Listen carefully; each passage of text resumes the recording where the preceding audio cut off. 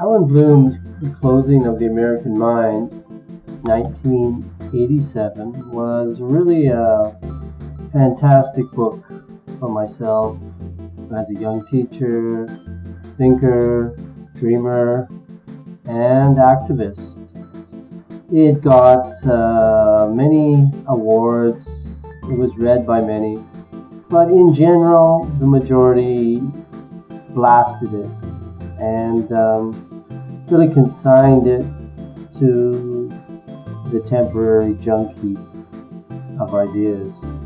But I think it has great relevance today, given what's happening on American campuses and Bloom's premise that moral relativism has really invaded and infected and diseased the universities is very relevant right now. And so I'm going to run through some quotes from the book and talk about the book a little bit as we go along.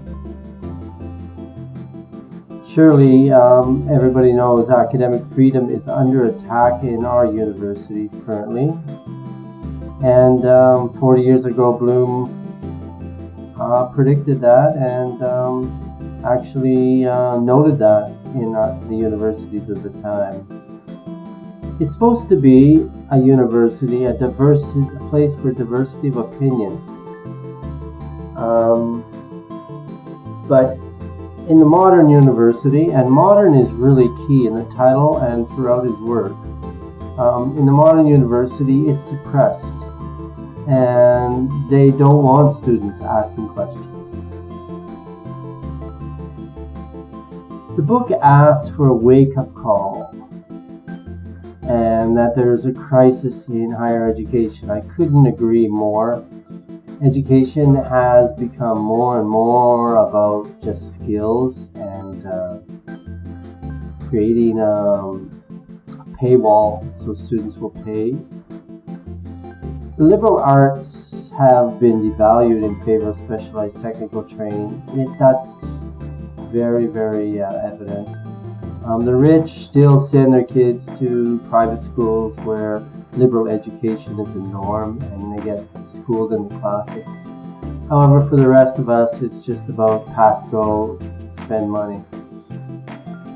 The pursuit of truth requires embracing uncertainty and exploring different perspectives. That's crucial to a university education, exploring the diversity and mingling and partying and really pursuing a course of social justice and what you want the world to be like. The pursuit of truth has been replaced by the pursuit of popularity and conformity. Even more so now that social media and algorithms kind of tunnel vision ideas and market to us and brainwash us so much. We can't imagine how pervasive that is in our youth. Political correctness, PCism, has really stifled intellectual debate.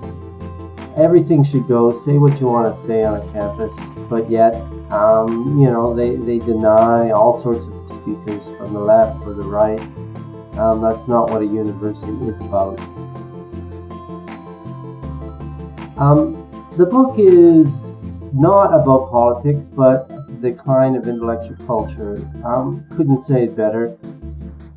Really, AI, especially, which is currently in vogue, is just part of a long trend of avoiding thinking and reflecting on the nature of our thought and society. And this is like part of the dumbing down of education, that it's just about like getting a piece of paper. And students always ask me, Professor, is it on the test? Like, they don't care. They just want the paper. And we're not preparing them with great critical thinking skills, digital literacy, media literacy. We should be developing character and virtue and not just the acquisition of data and facts and knowledge. We've lost this thread in our educational systems. that the main purpose of education is to create a citizen. It always has been. The decline of the humanities is a symptom of a larger cultural crisis. Hear ye, hear ye, hear ye. The state of the universities is only really an outcome of some larger issues happening within our culture, namely the business class, and everything being chopped down into money, and that's the only value. And moral clarity and purpose have no place in education today. It's all about just skills and making a buck and preparing for the future. The future is just getting a bigger house and driving the right car.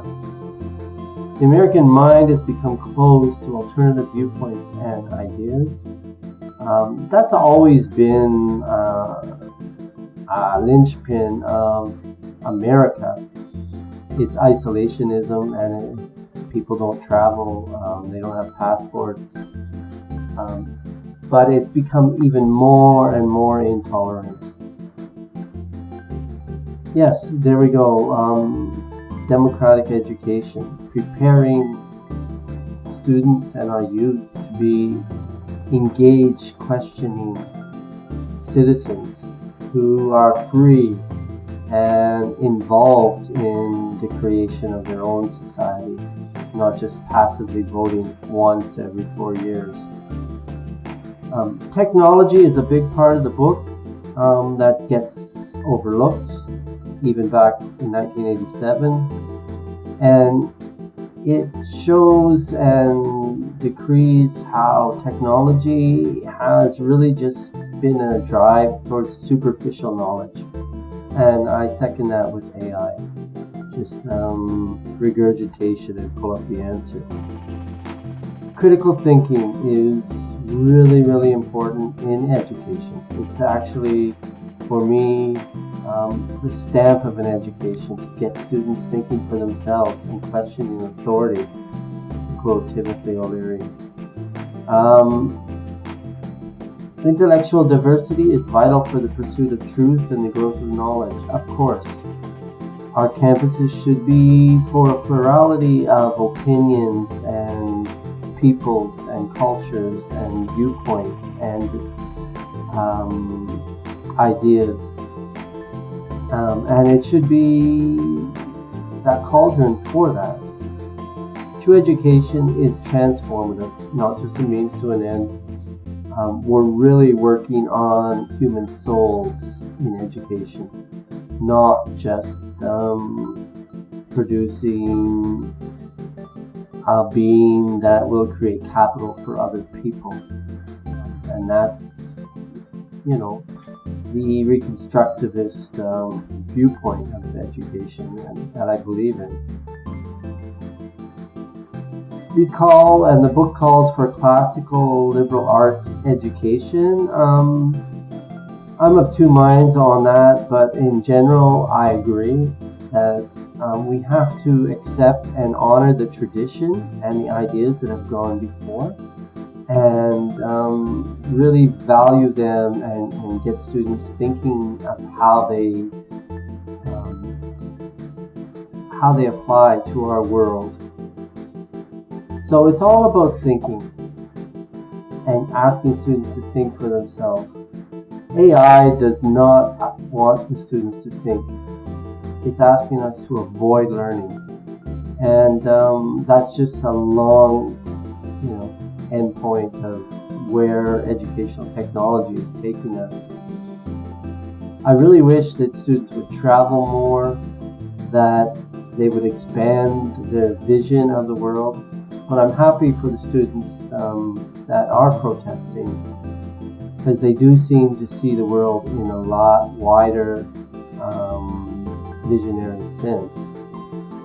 Identity politics, well, we know all what that is. It's cancel culture, and it's just be like me or shut up. And it's really fragmented intellectual discourse, along with the eroding intellectualism. So the book really wants us to challenge the belief that all opinions are equally valid. And that's the moral relativism that is rotting our universities and our institutions, thinking that equality is the same as justice. It is not. Education should be about cultivating wisdom and moral judgment. Exactly. It's about thinking about who you are at the bottom and applying the wisdom of your soul to the world. But unfortunately, commodification has destroyed education. And I don't use that word lightly, destroyed. Everything is about money. Our universities have turned into money-making machines. They don't care about their outcomes, which are the students themselves. They don't care about intellectual curiosity or love of learning, no matter how much they spout that on their podiums. It all comes down to dollars and cents. Look at that adjunct professors and what they make. I mean, it's a laugh. And even what teachers make in the United States. Alan Bloom does have a lot to say about science, and I thank him for that. It's really prescient about what happened during COVID and scientism and making science into a religion, and science as something that can be a tyranny and not something fruitful and beneficial for society.